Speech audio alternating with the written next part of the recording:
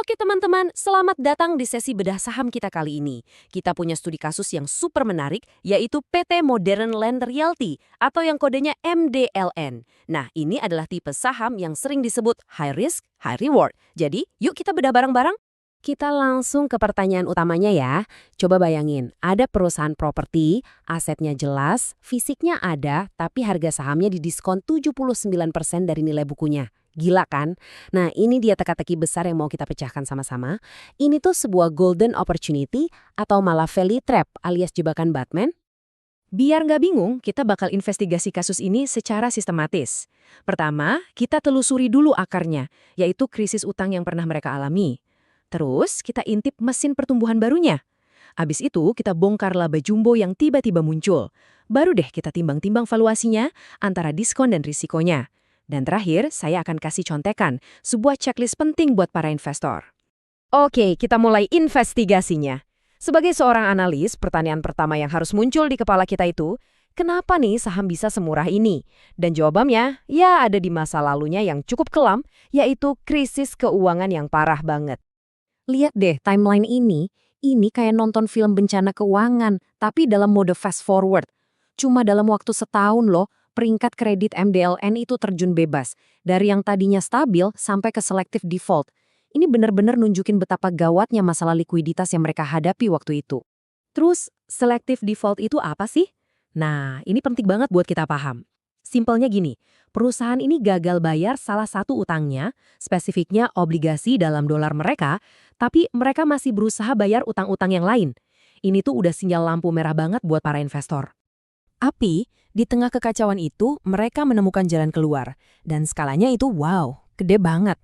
Angka ini, 1,7 triliun rupiah, adalah jumlah utang obligasi luar negeri yang berhasil mereka pangkas lewat sebuah skema restrukturisasi yang cerdik. Gimana caranya? Nah, mekanismenya itu keren. Namanya buyback and exchange offer. Gampangnya gini deh, MDLN itu negosiasi ulang sama para pemegang obligasinya. Utang lama kita tuker sama utang baru ya, jatuh temponya lebih panjang, bunganya lebih enteng. Nah, manuver inilah yang kasih mereka napas kedua untuk bisa selamat. Oke, jadi mereka berhasil lolos dari maut ya, selamat dari jurang kebangkrutan. Tapi pertanyaannya sekarang, terus kenapa? Apakah bisnis intinya beneran sehat dan bisa tumbuh? Yuk kita lihat mesin bisnis mereka sekarang. Coba lihat angka ini, 629%. Gede banget kan? Ini adalah petunjuk pertama kita kalau ada sesuatu yang sangat menarik terjadi di balik operasional bisnis MDLN. Dan inilah jawabannya. Angka 629% itu ternyata adalah lonjakan penjualan lahan di kawasan industri mereka, Modern Cikande. Jadi, waktu bisnis properti residensial lagi lesu, ternyata segmen industrinya malah jadi pahlawan. Ini benar-benar hidden gem atau permata tersembunyi di dalam portofolio mereka. Nah, yang bikin ini makin keren itu kalau kita lihat diagram ini. Permintaannya itu nggak cuma datang dari satu sektor. Tuh, lihat, ada dari mesin, tekstil, bahkan farmasi. Ini bukti kalau pertumbuhan di Modern Cikande itu bukan cuma untung-untungan, tapi memang didukung sama pondasi permintaan industri yang kuat dan beragam. Nah, sekarang kita masuk ke bagian paling krusial nih buat kita sebagai investor. MDLN kan melaporkan laba yang gede banget di tahun 2025.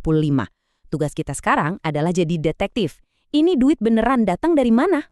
Pertanyaan dari media ini udah pas banget.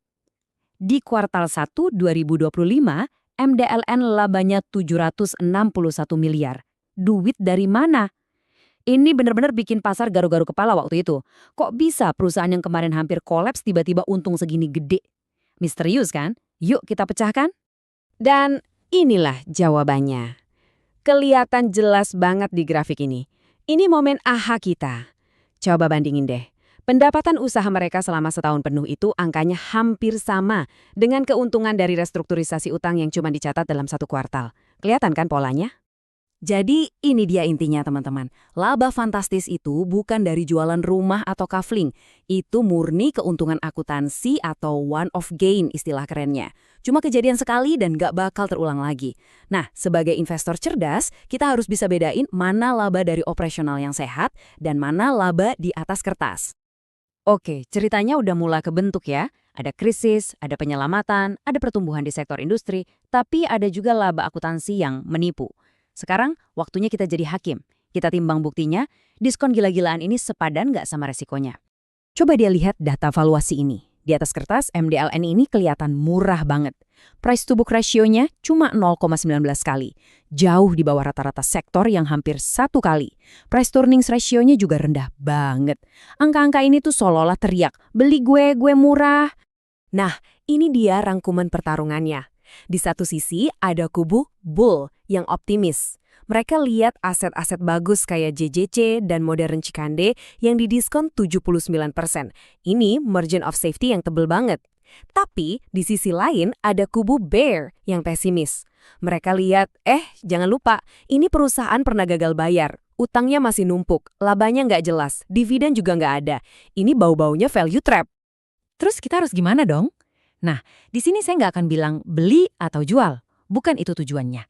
Tapi sebagai mentor di sesi ini, saya mau kasih Anda senjata, yaitu daftar hal-hal yang wajib Anda pantau supaya Anda bisa ambil keputusan sendiri dengan cerdas.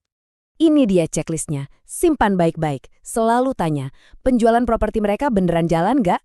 Pendapatan dari bisnis intinya tumbuh konsisten? Dan ini yang paling penting, gimana kondisi kas mereka buat bayar utang gede di 2027 nanti? Apa mereka bisa manfaatin kalau suku bunga turun? Asetnya makin efisien nggak? Ini PR Anda. Jadi, saya tinggalkan Anda dengan satu pertanyaan terakhir ini. MDLN ini punya harta karun, aset-aset bagus yang lagi diobral sama pasar. Pertanyaannya, apakah ini beneran jadi kesempatan kedua buat mereka untuk bangkit lagi? Atau beban masa lalunya ternyata terlalu berat untuk dipikul? Jawabannya ada di data-data yang akan kita pantau bareng-bareng ke depan. Keputusan ada di tangan Anda.